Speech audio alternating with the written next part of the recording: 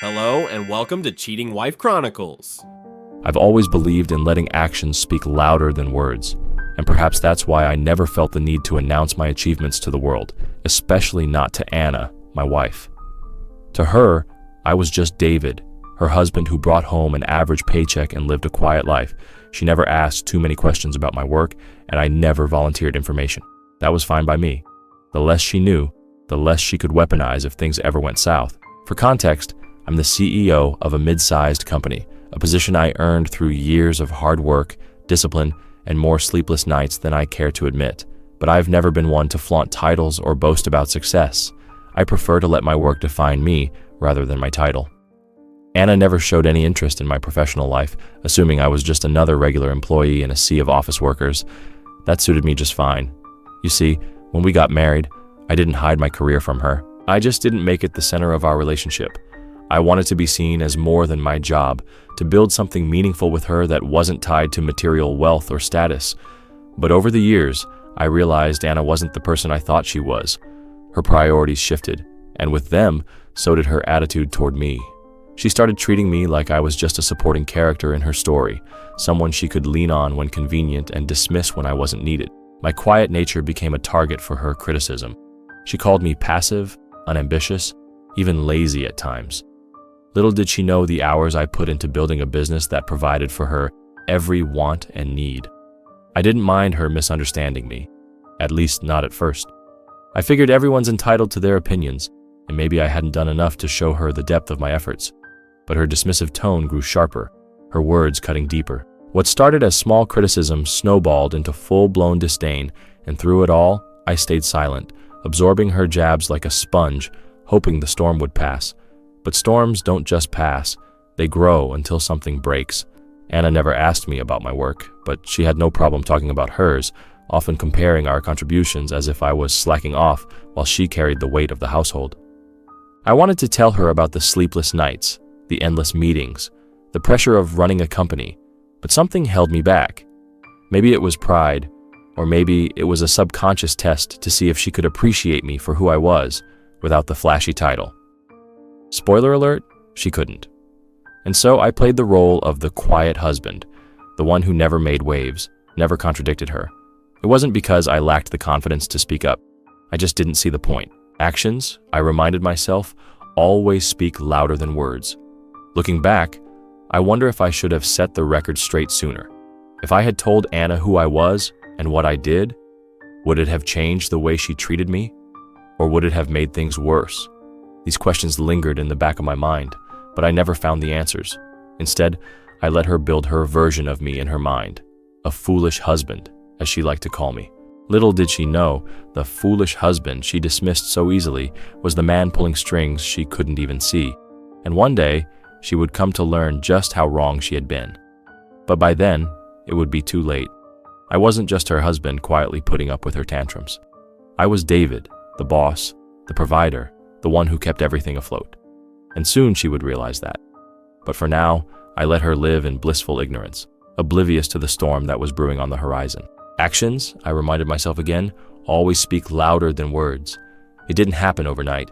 The cracks in our marriage started small, like hairline fractures that most people wouldn't notice at first glance. But over time, they widened, deepened, until they became impossible to ignore. At first, Anna's dismissive tone and sharp remarks stung, but I brushed them off. Marriage isn't perfect, I told myself. Everyone has bad days, and sometimes those bad days spill over into the people you care about. But with Anna, the bad days became the norm. Her words weren't just sharp, they were calculated, designed to undermine me. She'd sigh dramatically when I suggested ideas or roll her eyes if I mentioned anything that didn't align with her expectations. "You're too passive, David," she'd say. "Why don't you ever take charge of anything?" The irony wasn't lost on me. If only she knew how many decisions I made daily, how many crises I resolved before they even reached her radar. I wanted to tell her, to lay out everything I did to keep our lives running smoothly, but a voice in my head always stopped me. Would she even care, or would she find a way to twist my words into another weapon? It wasn't just the words, though. It was her attitude. Anna carried herself like she was the only one holding our marriage together, like she was the glue and I was just a piece of the furniture she happened to own. She'd talk about her contributions to the household with pride, listing off expenses she covered as if she were balancing the national budget. "Do you know how much I had to spend on groceries this week?" she'd say, waving receipts in my face. "You wouldn't survive a day without me managing this house." I wanted to tell her about the monthly budget I meticulously planned, the accounts I balanced to ensure she could shop without worry. But I didn't. Not because I was afraid, but because I realized something crucial. No explanation would ever satisfy her. The worst part wasn't her attitude toward me. It was her lack of regard for the life we were supposed to be building together. She spoke as though the marriage was hers alone, something she carried on her shoulders while I sat idly by. There was no acknowledgement of partnership, no sense that we were in this together. And then there were the comparisons. Oh, the comparisons. She loved to remind me of what her friends' husbands were doing. "You know, Rachel's husband just got promoted? He's the VP of his company now," she'd say, glancing at me with thinly veiled disappointment. I wanted to laugh every time she said something like that. Rachel's husband? A VP? I could buy his company if I wanted to, but I kept that to myself. The comparisons weren't about ambition or success. They were about control. Anna needed to feel like she was superior, like she had the upper hand in our relationship. At some point, I stopped arguing. It wasn't worth it. If I challenged her, she'd just twist my words, and the argument would spiral into something far more toxic than it needed to be. So I became quiet, not defeated, but observant. I watched her, listened to her, and cataloged every slight, every insult, every dismissive comment. And through it all, I wondered, how did we get here? When did the woman I married become someone who saw me as a burden instead of a partner? I still held on to hope back then that maybe she was just stressed or that something external was causing her to lash out. But as time went on, it became clear that this wasn't a phase. This was who she was and who she had decided I was, a man who wasn't worth her respect. It's strange, isn't it? How you can love someone and still feel like a stranger in their presence. That's how I felt with Anna. I loved her, or at least I loved the version of her I thought I knew. But the person she had become, that person was a stranger, and I didn't know how to reach her, so I stayed quiet. I kept my head down and did my job, both at work and at home. I let her think she was in control because at the time, I thought it was easier that way. But deep down, I knew the truth. The marriage was a facade, and sooner or later, something would happen to shatter it completely. And when it did, I'd be ready. I always knew Anna's temper was like a lit fuse, short and volatile, but nothing could have prepared me for the explosion that came one fateful evening. It started like any other day, work, dinner, and the subtle tension that had become the norm in our house. I was sitting in the living room, exhausted after a long day, while Anna flitted around the house, muttering under her breath about something that was apparently my fault. "You never do anything right, David," she spat out as she slammed a cabinet shut in the kitchen. I didn't even bother asking what she was referring to. After years of hearing the same refrain, it had lost its sting. I stayed quiet, letting her vent, hoping she'd tire herself out. But that night, she wasn't going to let it go. She marched into the living room, arms crossed, and fixed me with a glare that could have melted steel. "Are you just going to sit there like a lump? Do you ever take initiative in anything? Or do you enjoy being useless?" she snapped. I looked up at her, calm as ever, and said, "Anna, what exactly do you want from me? If you tell me what's wrong, I can help." That was the wrong thing to say. It always was. She didn't want help. She wanted to fight. "What I want is a husband who doesn't act like a fool. You're always so passive, so clueless. Do you even care about this family, or are you just here for the free meals?" I felt my jaw tighten, but I kept my composure. "I care about this family more than you realize," I said evenly. She laughed, actually laughed, and shook her head in disbelief. "Care? You don't even know what that word means, David. If I left tomorrow, you wouldn't survive a week without me. You'd be lost, like a little boy without his mother." It was the kind of statement designed to provoke, to cut deep, and for a moment, I let it sit there, hanging in the air between us. "Is that what you think?" I asked, my voice calm but firm. She didn't hesitate. "That's exactly what I think. You're nothing without me, David. You'd fall apart if I wasn't here to keep everything together." I stood up then, meeting her gaze, and for the first time in a long time, I let her see the fire in my eyes. "All right," I said simply. "If that's how you feel, then I'll leave." She blinked, caught off guard. "What?" "You said I wouldn't survive without you. Let's test that theory," I said, heading toward the bedroom to pack a bag. I could hear her sputtering behind me, trying to process what was happening. "David, don't be ridiculous. You're not actually leaving. Stop being dramatic." But I didn't stop. I grabbed a small suitcase, threw in a few essentials, and walked back into the living room. Anna was standing there, arms still crossed, but her confidence was faltering. "You're really doing this over a stupid argument?" she asked, her voice rising. I zipped up the suitcase and looked at her. "This isn't about an argument, Anna. This is about respect, or the lack of it. You've made it clear how you feel about me, and I think it's time I stop pretending it doesn't matter." She opened her mouth to respond, but no words came out. For once, she was speechless. I walked past her, suitcase in hand, and paused at the door. "Take care, Anna," I said, and then I left.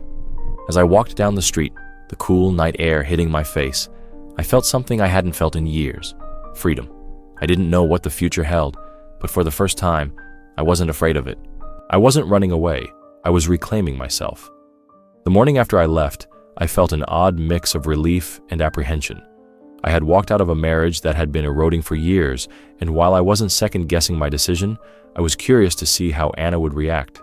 Would she apologize? Call me? Or would she let her pride dictate her response? Either way, I wasn't about to bend.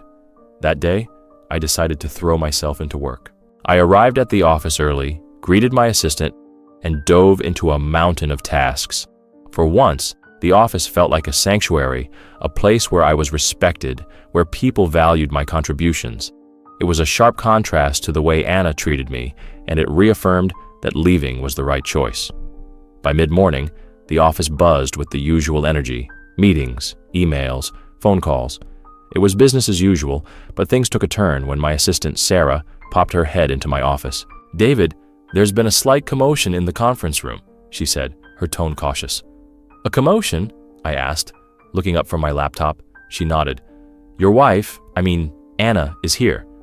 I froze for a moment, processing her words. Anna was here? At my office? She'd never shown the slightest interest in my job before. So why now? "What does she want?" I asked, keeping my voice even. "She's asking for you." Loudly, Sarah added with a hesitant smile. I stood up, straightening my tie. "All right, let's see what this is about." When I entered the conference room, there she was, Anna, pacing back and forth with an air of frustration. The staff seated at the table looked visibly uncomfortable, unsure whether to intervene or leave. "Anna," I said, stepping into the room. My tone was calm, professional. "What are you doing here?" Her head snapped toward me, and she immediately launched into a tirade. "David, do you think you can just walk out on me and ignore me like this? Who do you think you are?" The irony of her question wasn't lost on me. "Anna, this is my workplace. If you have something to discuss, we can do it privately," I said, motioning for the staff to leave the room. Once the door closed, she turned to me, her frustration morphing into confusion. "Why is everyone acting like you're in charge here?" "Because I am," I said simply, sitting down at the head of the table. She blinked, clearly not understanding. "What are you talking about? You're not the boss. You've always said you're just an employee." I leaned back in my chair, studying her. "I never said I wasn't the boss, Anna. You just assumed I wasn't." Her jaw dropped. "Wait, you're the CEO of this company?" I nodded. "Yes, and have been for years." The room fell silent. Anna stared at me, trying to piece together the implications of what I just said.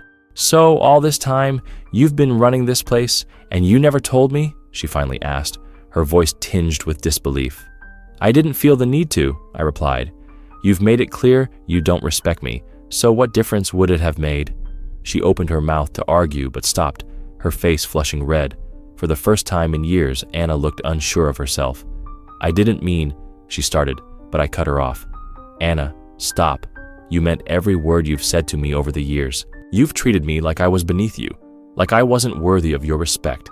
And now that you know who I really am, you're suddenly interested? It's too late for that." Her expression shifted from shock to desperation. "David, I didn't know. If I had known, I wouldn't have." "But you didn't know," I interrupted, "and that's the point. Your respect for me should never have depended on my job title or my income. It should have been based on the person I am." She stared at me, speechless. For once, the roles were reversed. I was the one holding the power, and she was the one scrambling to keep up. "I think we're done here," I said, standing up. Please don't come to my office again. If you want to talk, you can call, but I'm not interested in hearing apologies or excuses right now. I walked out of the conference room, leaving her standing there, stunned and silent. Back in my office, I sat down and took a deep breath.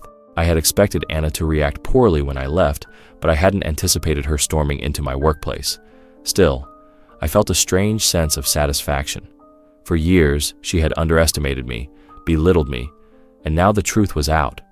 I wasn't the passive, foolish husband she thought I was. I was the boss, and I had finally taken control of my life. After leaving Anna in the conference room, I expected her to process the revelation quietly, perhaps to retreat and figure out her next steps. I underestimated her desperation. By the time I returned to my office, my phone was already buzzing with her calls. I ignored each one, watching the notifications pile up without an ounce of guilt. For years, I had endured her sharp words, her dismissive tone, her complete lack of appreciation. Now, I could finally focus on myself without the weight of her negativity pressing down on me. But Anna, she wasn't about to give up that easily. It wasn't long before Sarah, my assistant, knocked on the door. She poked her head in, her expression a mixture of concern and amusement. "David," she began cautiously, "your wife is in the lobby. She's demanding to see you." I sighed, pinching the bridge of my nose. "What's she doing now?"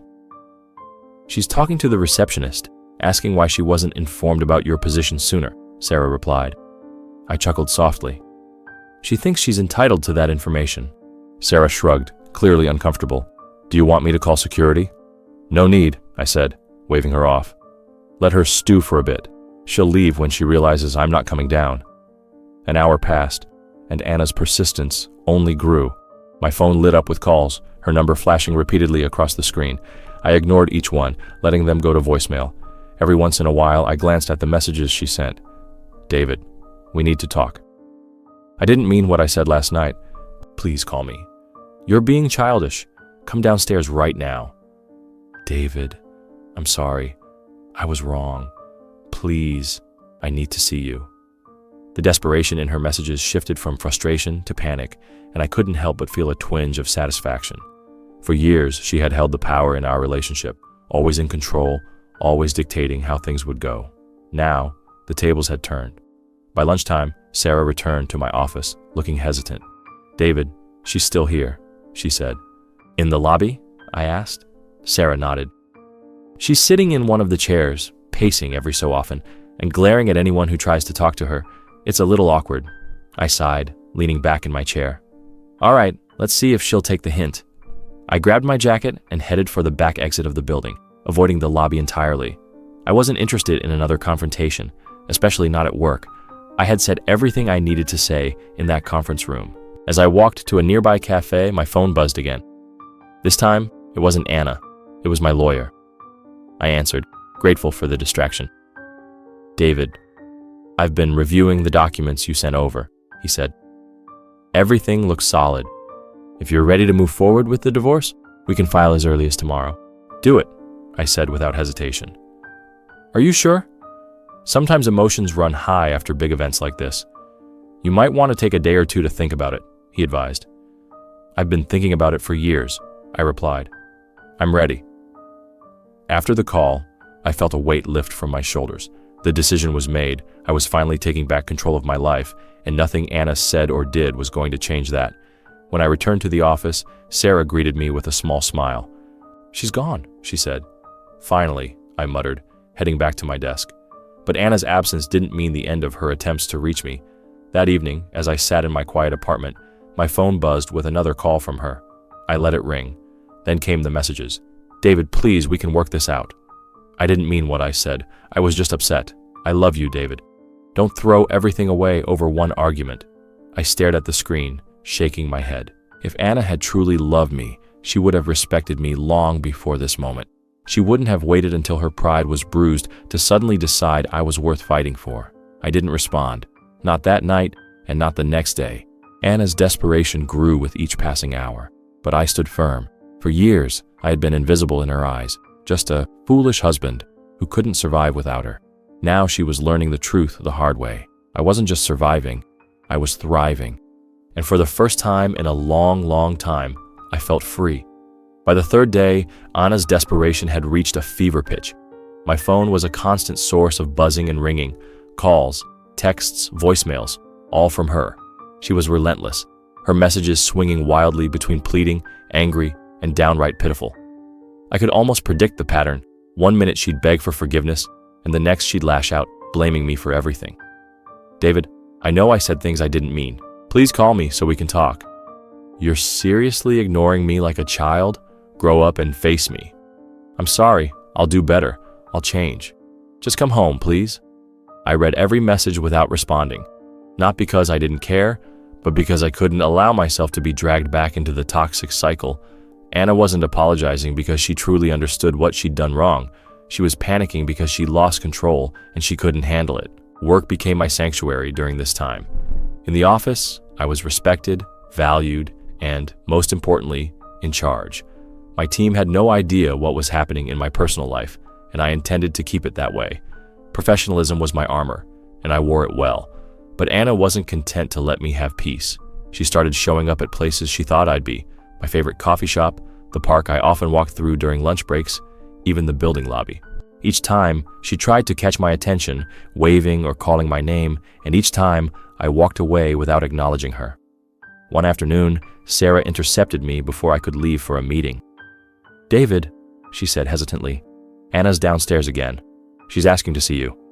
I sighed, rubbing my temples. "What is she doing this time?" "She says it's urgent. She looks upset," Sarah said carefully. I leaned back in my chair, considering my options. "Tell her I'm unavailable. If she needs to talk, she can send an email." Sarah hesitated for a moment, then nodded. "Got it." When I returned from my meeting, Sarah informed me that Anna had finally left, but not before causing a scene in the lobby. Apparently, she had yelled at the receptionist, accusing her of hiding me and threatening to report this whole company. The staff were professional enough not to mention it directly, but I could feel the tension in the air. Anna's behavior wasn't just embarrassing, it was disruptive. That evening, I found myself scrolling through her messages again. One in particular stood out. "I'm scared, David. I don't know what to do without you. Please come back." For a brief moment, I felt a pang of sympathy. We had been married for years after all, and no matter how toxic things had become, it was hard to erase the good memories completely. But then I remembered the countless times she had dismissed me, belittled me, made me feel like I was nothing. I couldn't go back to that. Not now, not ever. The next morning, my lawyer called with an update. "David, we've officially filed the divorce papers. Anna will be served within the week," he said. "Good," I replied. "And just, heads up. If she contests it, things might get messy," he added. "I'm prepared for that," I said firmly, but I wasn't entirely prepared for what came next. Later that day, Anna showed up at my apartment unannounced. I heard the knocking first, loud and insistent, followed by her voice calling my name. "David, open the door, please. I just want to talk." I sat on the couch, staring at the door, unmoving. I wasn't going to let her in. "David, I know you're in there. Your car is outside," she shouted. I remained silent. After a few minutes, her tone changed. "You're really not going to open the door, after everything we've been through?" Still, I said nothing. Eventually, the knocking stopped, and I heard her footsteps retreating. I peeked through the peephole and saw her sitting on the steps, her head in her hands. She stayed there for nearly an hour before finally leaving. The guilt tried to creep in, but I pushed it away. I wasn't ignoring her out of spite. I was protecting myself. I had given Anna years of my life, years of patience and understanding, and she had thrown it all away. Now it was time for me to take care of myself. That night, I turned off my phone, locked the door, and poured myself a glass of wine. For the first time in years, I felt a sense of peace. Anna could panic all she wanted, but I wasn't going to let her pull me back into her web. This was my life now, free, independent, and finally in control. By the time Anna was served with the divorce papers, I had already prepared myself for the inevitable fallout. I knew she wouldn't take it well. Her pride wouldn't let her. Still, I hoped she'd find some semblance of reason and accept the situation with grace. But as always, Anna didn't disappoint in proving me wrong. The calls started almost immediately after she was served. At first, they were angry, filled with accusations and blame. "You're doing this to humiliate me, aren't you? You're such a coward, David, hiding behind lawyers instead of facing me like a man. I gave you everything, and this is how you repay me." I ignored each message, my resolve unwavering. After a few days, the tone of her call shifted. The anger was replaced with desperation, then pleading. "David, please, we can fix this. I'll change, I promise. Don't throw away everything we've built. Think about us. You still love me, don't you? Tell me you do, and we'll figure this out." But I knew better. Anna wasn't sorry for how she had treated me. She was sorry for losing the control she thought she had over me. Her pleas weren't about love or reconciliation. They were about fear of losing the life she had built on the foundation of my silence and patience. One evening, she managed to get through to me before I could decline the call. Her voice was shaky, laced with a mixture of anger and sadness. "David, how could you do this? Divorce? Really? We've been married for years. Are you really going to let it all end like this?" I took a deep breath, keeping my voice calm. "Anna, it's already ended. It ended the moment you decided I wasn't worth your respect. This isn't something I decided overnight. It's been a long time coming." "You're overreacting," she exclaimed. "Every couple fights. Every marriage has its rough patches. You don't just quit when things get hard." "This isn't about rough patches, Anna. This is about the way you've treated me for years. You called me a foolish husband who couldn't survive without you. You've belittled me, dismissed me, and never once saw me as your equal. I'm done being invisible in my own marriage." There was a long pause on the other end of the line. When she finally spoke, her voice was softer, almost defeated. "I didn't mean those things, David. I was just frustrated." "I know you didn't mean them," I replied. "That's the problem. They weren't calculated. They were how you really felt. And now, I'm choosing to walk away." "David, please," she started, but I cut her off. "Anna, this conversation is over. The papers have been filed. I wish you well, but this is the end." I hung up before she could respond, my heart heavy but resolute. That night, I sat alone in my apartment, reflecting on everything: the years of quiet suffering, the countless moments of disrespect, the love I had once felt for a woman who no longer existed. It all weighed on me, but beneath the sadness was a sense of liberation. For the first time in years, I was taking control of my life. Over the next few days, Anna's messages became less frequent. She seemed to realize I wasn't going to budge, and her desperation slowly gave way to silence. My lawyer informed me that she hadn't contested the divorce, which was a relief. I had braced myself for a fight, but it seemed Anna had finally accepted the inevitable. One day, I received a final text from her. "I don't know if you'll read this, but I want you to know I'm sorry for everything. I wish things could have been different. Goodbye, David." I stared at the message for a long time before deleting it. I didn't respond. There was nothing left to say. From that moment on, I focused entirely on rebuilding my life. My career flourished as I poured my energy into the company, and I began to rediscover parts of myself that had been buried under years of unhappiness. The decision to divorce Anna wasn't easy, but it was necessary. It was a choice that allowed me to reclaim my self-worth and prioritize my own happiness, and for that, I felt no regret. When the divorce was finalized, it felt like I had stepped out of a storm and into clear skies. The weight that had been pressing down on my shoulders for years was gone. It wasn't just about ending the marriage. It was about reclaiming my life, my peace, and my sense of self-worth. I moved back into my work with a renewed focus, pouring my energy into the company. The office became my refuge, a place where I was respected and valued for my leadership and decisions. My team noticed the change in me.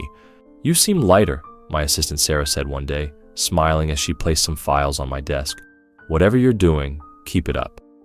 I didn't tell her about the divorce. It wasn't her business, and frankly, it didn't define me. But she was right. I did feel lighter, freer. I was no longer walking on eggshells at home or dreading the next argument. For the first time in years, I felt like myself again.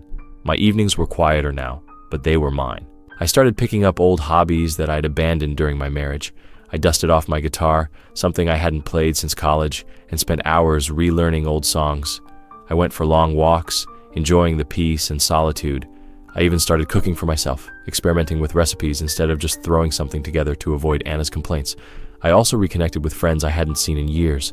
During my marriage, I drifted away from them, partly because of Anna's controlling nature, and partly because I was too exhausted to maintain those relationships.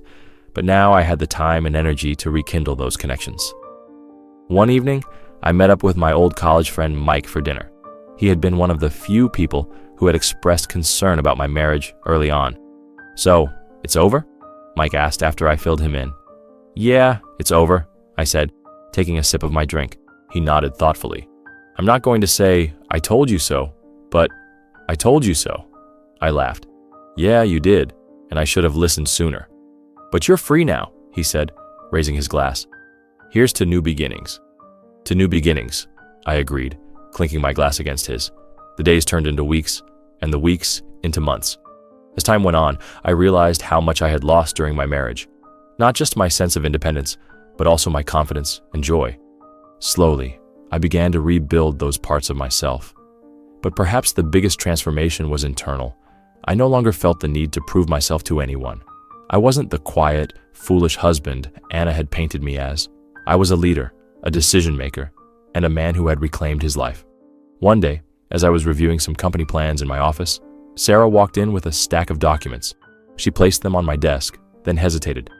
Something on your mind, Sarah? I asked, looking up. She smiled. Not really. It's nice to see you like this. You seem happier. I nodded. I am happier. She nodded back, satisfied, and left the room. Her words stayed with me. I was happier. For the first time in years, I felt like I was living for myself instead of bending to someone else's expectations. Every now and then, I thought about Anna, not with anger or bitterness, but with a sense of closure. I hoped she had found peace in her own way, just as I had. But I knew one thing for certain. I didn't miss her. This was my life now, a life I had rebuilt on my own terms, and I was finally at peace with that. I thought about Anna less and less as time passed. My days were full. Work kept me busy, old hobbies filled my evenings, and reconnecting with friends gave me the social life I'd sorely missed during my marriage. But then, one day, I heard from someone unexpected. My assistant Sarah knocked on my office door with an uncertain expression. David, there's someone here to see you. She didn't have an appointment, but she said it's urgent. Who is it? I asked, already suspecting the answer. Anna, Sarah said hesitantly. I sat back in my chair, momentarily at a loss. It had been months since I'd last spoken to her, and I wasn't eager to change that. Still, curiosity got the better of me. Send her in, I said, though my voice betrayed none of the unease I felt. When Anna walked in, I barely recognized her. She looked different, frazzled, thinner, like she hadn't slept in days. Her once proud posture was gone, replaced by a hesitance I'd never seen in her before. David, she said softly, her eyes scanning the room. I nodded toward a chair across from me. Have a seat. She sat down, fidgeting with the strap of her handbag. For a moment, neither of us spoke. Then she took a deep breath and said, I know I'm the last person you want to see, but I needed to talk to you. I leaned back, crossing my arms. What's on your mind, Anna? She hesitated as though trying to find the right words. I wanted to say I'm sorry. For everything. I raised an eyebrow, waiting for her to continue. I didn't realize how much I was hurting you until you were gone, she said, her voice trembling. You didn't deserve the way I treated you. I was selfish, and I took you for granted. Her words were unexpected, but they didn't have the impact she might have hoped for. I'd spent too many years waiting for an apology like this, only to realize that it wouldn't change anything. Why now? I asked, my tone calm but firm. She blinked, caught off guard. What do you mean? Why are you apologizing now? Because you feel guilty? Or because you realized what you lost? Her face fell, and I saw the truth written all over it. She wasn't here because she had suddenly grown a conscience. She was here because she was struggling without me.